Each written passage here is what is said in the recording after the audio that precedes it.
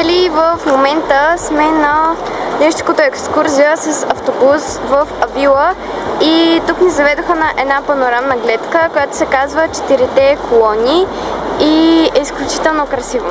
Тази стена е не само красива, но и е най-добре запазената крепостна стена в Испания. На места е висока 12 метра и е дебела около 3 метра. Цялото това кръгче, което минава стената около града, е 2 км. И ние решихме да дойдем сега, не само защото имахме възможността да дойдем с автобус, но и също защото до вечера в града ще има фламенко фестивал, на който планираме да отидем. Така че, ако ви е интересно, гледайте него.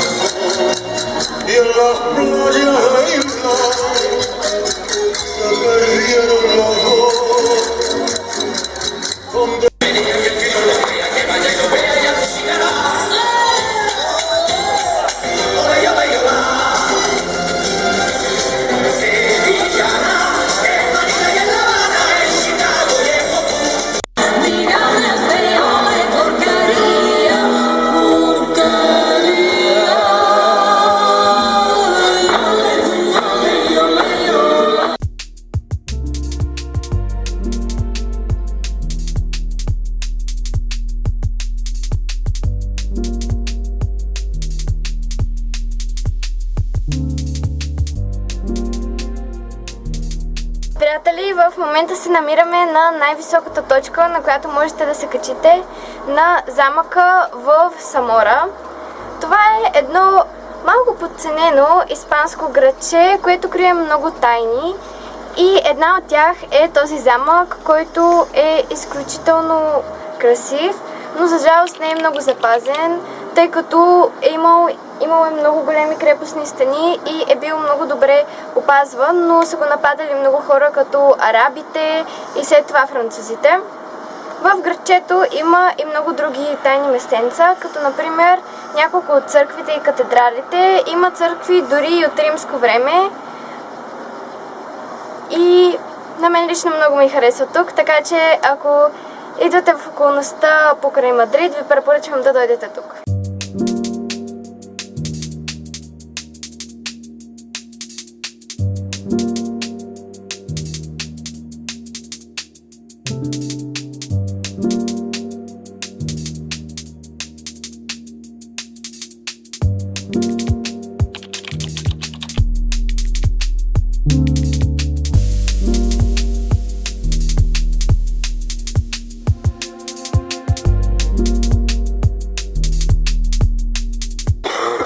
Приятели, намираме се пред изящната сграда Каса Ботинес, която е проектирана от архитектът Гауди, който прави не само тази сграда, но и много други изключителни архитектурни творения в цяла Испания, като най-известното му творение е Саграда Фамилия. Тази сграда е проектирана най-вече за да бъде търговски център, но по-късно се превръща в банка, която фалира през 2015 и сега е музей. В този музей може да бъдете свидетели на историята на сградата, историята на самият архитект, и на последният етаж има постоянна експозиция на рисунки на различни артисти. Тази сграда е пример за изключителна архитектура и за много детайлна работа, която, както казва Гауди, е не перфектна, но много красива. И той самият мисли, че не е важно едно нещо да е перфектно, и много се вдъхновява от природата, защото тя не е съвършена, но е много красиво. И все пак няма нито съвършено място, съвършена планина, съвършен човек, но независимо от това дали си перфектен, ти си винаги красив.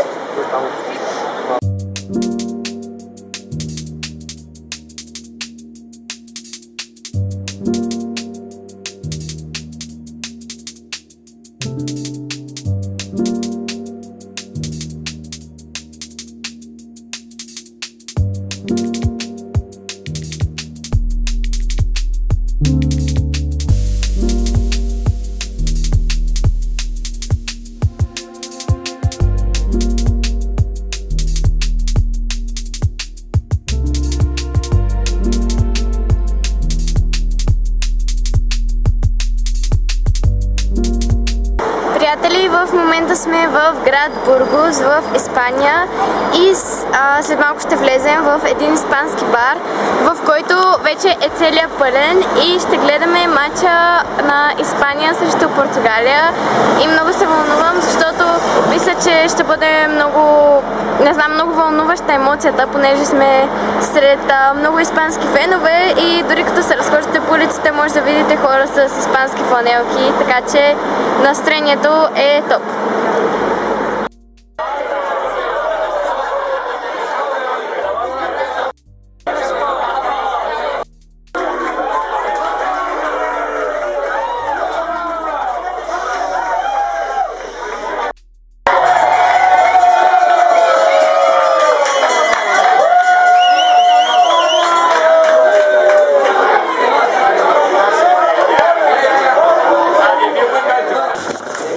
Вчера матча на Испания срещу Португалия беше уникален, така че ако сте в Испания и имате възможност да отидете в някой типичен местен бар и да гледате такъв матч, горещо ви го препоръчвам, защото емоциите бяха на 100. Приятели, в момента чакаме, за да си вземем билети за катедралата в Бургос,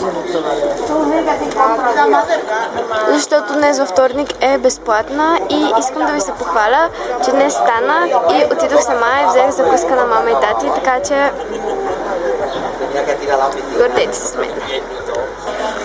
Приятели, намираме се пред едно ресторанче за бурито и такоси, което аз лично много харесвам. Намира се в Бургос, Испания и се казва Мама Тако и за това, ако идвате тук, ви го препоръчвам.